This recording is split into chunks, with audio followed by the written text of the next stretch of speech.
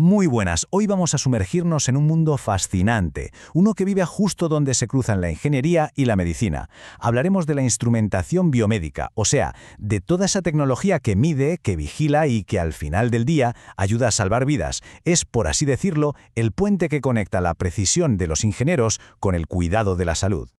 Para los próximos minutos este es nuestro plan de viaje. Primero, veremos por qué este campo es tan crucial. Después, vamos a desmontar un dispositivo médico para ver sus piezas clave. Entenderemos cómo funcionan por dentro, cuáles son las reglas de oro para diseñarlos, seguiremos el camino de una idea hasta que llega al hospital y para terminar, aprenderemos a leer esa letra pequeña, las especificaciones técnicas. ¡Vamos al lío! Venga, pues empezamos por el principio. La bioingeniería en el fondo nace para solucionar un problema de comunicación, ni más ni menos. Y es que cuando hablamos de bioingeniería hay que entender que es un campo gigantesco, ¿eh? No se trata solo de fabricar aparatos para hospitales. Va desde crear modelos del cuerpo humano por ordenador hasta diseñar prótesis que parecen de ciencia ficción. Y claro, para todo esto hace falta que gente de mundos muy distintos, médicos, biólogos, físicos, ingenieros, se sienten y encuentren una manera de hablar el mismo idioma.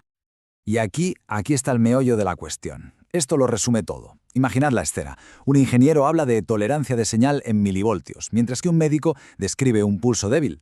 Están hablando de lo mismo, pero en idiomas totalmente diferentes. Pues bien, la instrumentación biomédica es, precisamente, ese traductor universal que convierte una observación en un dato preciso y objetivo. Permite que esos dos mundos colaboren. Vale, pasemos a ver cómo se construye uno de estos instrumentos. Vamos a hacerle una radiografía, a ver sus componentes esenciales para entender su estructura. Mirad, cualquier sistema de este tipo sigue siempre este mismo camino. Todo arranca con el mensurando, que es la palabra técnica para decir lo que queremos medir. La temperatura, la presión, el ritmo cardíaco. Luego, un sensor se encarga de notar ese algo y lo convierte en una señal eléctrica. Claro, esa señal suele ser muy débil y con ruido, así que pasa a una etapa de acondicionamiento que la limpia y la amplifica. Y al final, el dispositivo de salida nos lo muestra, por ejemplo, en una pantalla. Y este es el punto que lo cambia todo. Lo que hace que un instrumento biomédico sea único. No estamos midiendo un motor ni un circuito. Estamos interactuando con un sistema biológico, con un ser vivo que es complejo y que cambia a cada segundo. Y esa simple verdad, lo complica todo a la hora de diseñar. Muy bien, ya conocemos las piezas del puzzle. Ahora vamos a ver cómo se juntan. ¿Qué estrategias usan estos dispositivos para obtener la información de un cuerpo humano?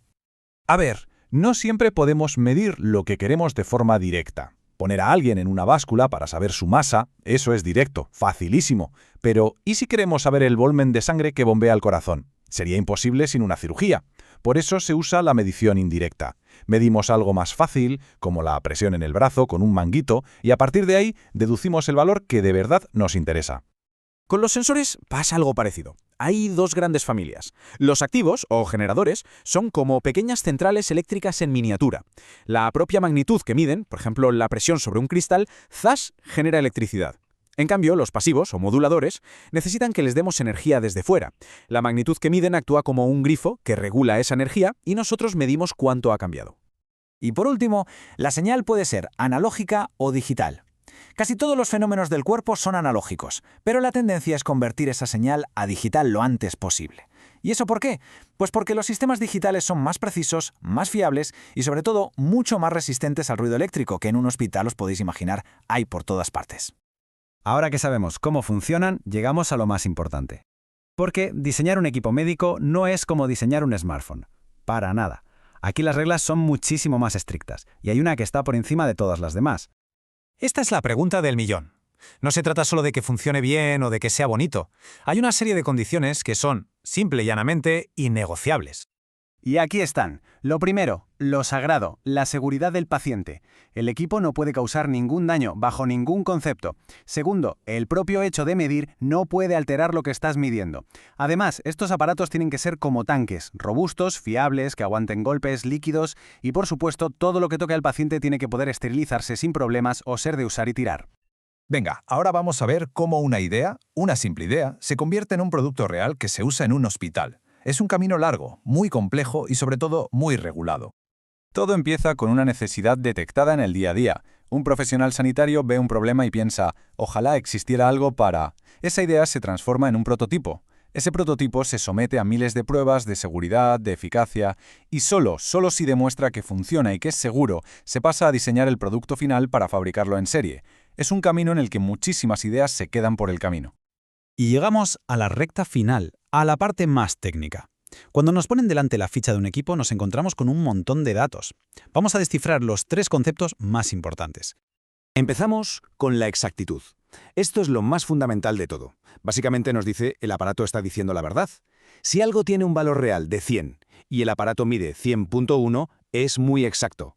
Una exactitud alta significa que la lectura que vemos está pegadita al valor real.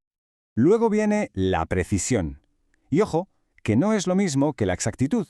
La precisión tiene que ver con la repetibilidad. Si mides lo mismo 10 veces, ¿obtienes siempre el mismo resultado? Si es así, el instrumento es muy preciso. Pero, y esto es lo importante, eso no significa que esas lecturas sean las correctas. Y por último, la resolución. Esto es, sencillamente, el nivel de detalle. El escalón más pequeño que el instrumento es capaz de detectar. Si un termómetro tiene una resolución de 0,1 grado, pues no puede distinguir entre una temperatura de 37,51 y 37,52. Para él son la misma cosa. Esta analogía de la diana es perfecta. La exactitud es darle al centro, clavar el dardo en el bull. La precisión es que todos tus disparos caigan muy juntos, muy agrupados, da igual que sea en una esquina de la diana.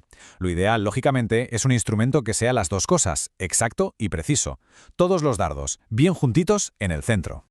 Y esta es la idea clave con la que nos tenemos que quedar. Un dispositivo nos puede dar una lectura con muchísimos decimales, ser increíblemente preciso, pero estar sistemáticamente equivocado, o sea, ser inexacto. Por eso, al evaluar un equipo no hay que dejarse impresionar solo por los números, hay que buscar un equilibrio entre estas dos características.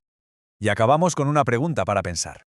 Ahora que conocemos los fundamentos, los retos y las reglas del juego, podemos empezar a imaginar el futuro. ¿Qué es lo siguiente? ¿Qué nuevas tecnologías? ¿Qué sensores más inteligentes? ¿O qué análisis de datos más avanzados van a cambiar la forma en que cuidamos de nuestra salud en los próximos años? El campo, desde luego, no para de evolucionar.